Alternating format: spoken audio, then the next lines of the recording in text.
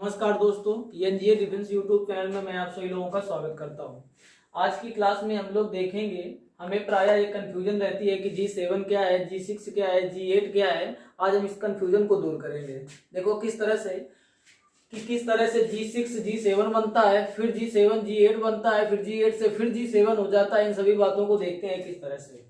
तो सबसे पहले जब शुरुआत इसकी होती है तो G6 होता है। ये G6 का मतलब क्या होता है कि 6 बड़ी अर्थव्यवस्थाओं वाले देशों का एक समूह होता है। 6 बड़ी अर्थव्यवस्था वाले देशों का ये समूह होता है। G6 की स्थापना कौन करता है? तो इसकी स्थापना फ्रांस के द्वारा की जाती है। कब की जाती है? 1975 ईस्वी में।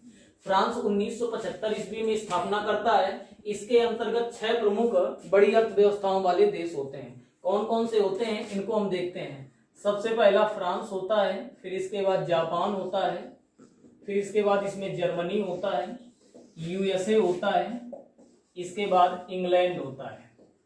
ये फ्रांस हो गया, जर्मनी हो गया, जापान हो गया, यूएसए हो गया, इंग्लैंड हो गया। इसी में एक इटली देश भी होता है। इन 6 देशों ने मिल करके एक समूह की स्थापना की जिसे G6 बोला गया। अर्थात G6 की स्थापना कौन करता है? फ्रांस करता है। 1975 में करता है। France, Japan, Germany, USA, England और इटली इसके सदस्य होते हैं।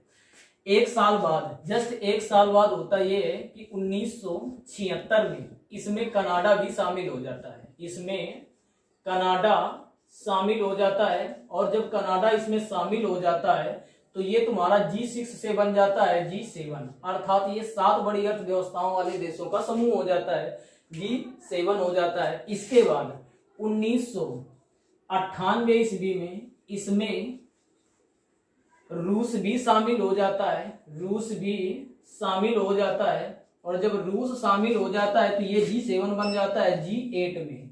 अर्थात 8 बड़ी अर्थव्यवस्थाओं वाले देशों का ये समूह हो जाता है G8। इसके बाद होता ये है कि सन 2014 में रूस इससे फिर अलग हो जाता है। रूस अलग हो जाता है। जब अलग हो जाता है तो G8 फिर तब्दील हो जाता है G7 में।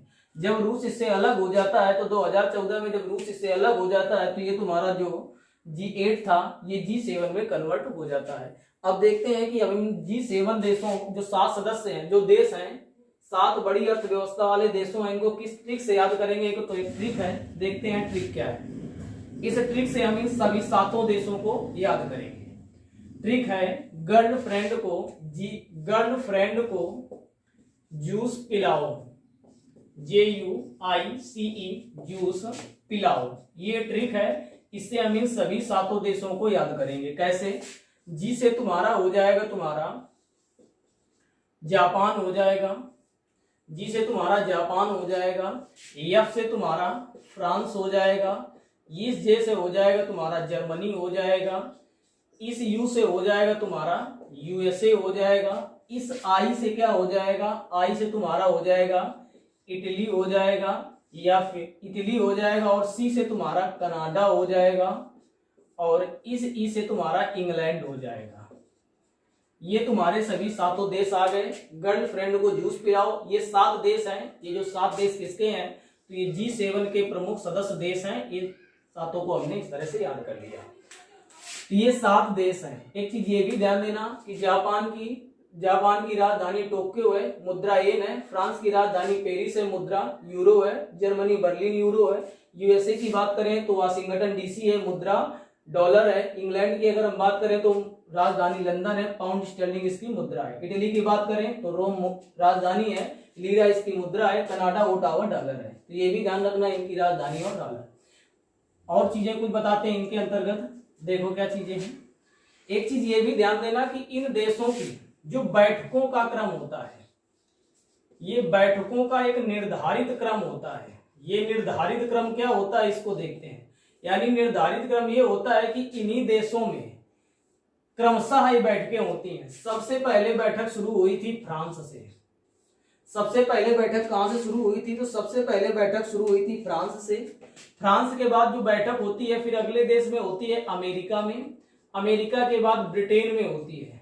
ब्रिटेन के बाद कहां होती है? फिर इसके बाद जापान में होती है। फिर इसके बाद जर्मनी में होती है। फिर इसके बाद इटली में होती है। इन देशों में जो इटली के बाद है कनाडा। इसको याद करने का भी कुछ लॉजिक है कि सबसे प्रारंभिक जो सदस्य देश कौन था, तो सबसे प्रारंभिक जो सदस्य देश था ये तुम्हारा, एक चीज ये ध्यान देना, थोड़ा उल्टा हो गया है, ये उल्टा ये हो गया है कि जर्मनी पहले है, फिर इसके बाद क्या है, जापान है।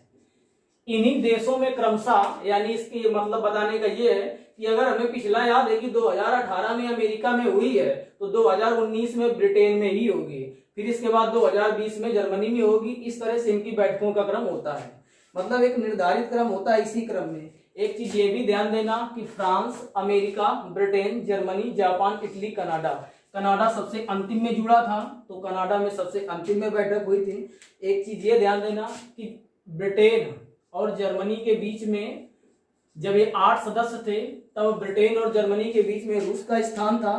तो जो सदस्यता होती थी, फ्रांस, अमेरिका, ब्रिटेन, फिर रूस, फिर जर्मनी, फिर जापान, फिर इटली, फिर कनाडा। लेकिन रूस तो यहाँ से अलग हो गया है, तो रूस का स्थान खाली हो गया है। तो इस क्रम में इन देशों में बैठकें होती हैं। तो एक चीज ये भी ध्यान देना कि 2019 की जो बैठक हुई थी वो फ्रांस के बियारिट्ज में हुई थी, बियारिट्ज में हुई थी। इसके बाद जो 2020 की बैठक होनी थी ये कोविड-19 के कारण स्थगित हो गई थी। और इसके बाद ब्रिटेन में जो 2021 की बैठक कहां पर हुई है, तो ब्रिटेन में हुई है 2021 की बैठक। ब्रिटेन के अंतर्गत एक शहर है कार्नवाल शहर, इस कार्नवाल शहर में 2020 की बैठक हुई है।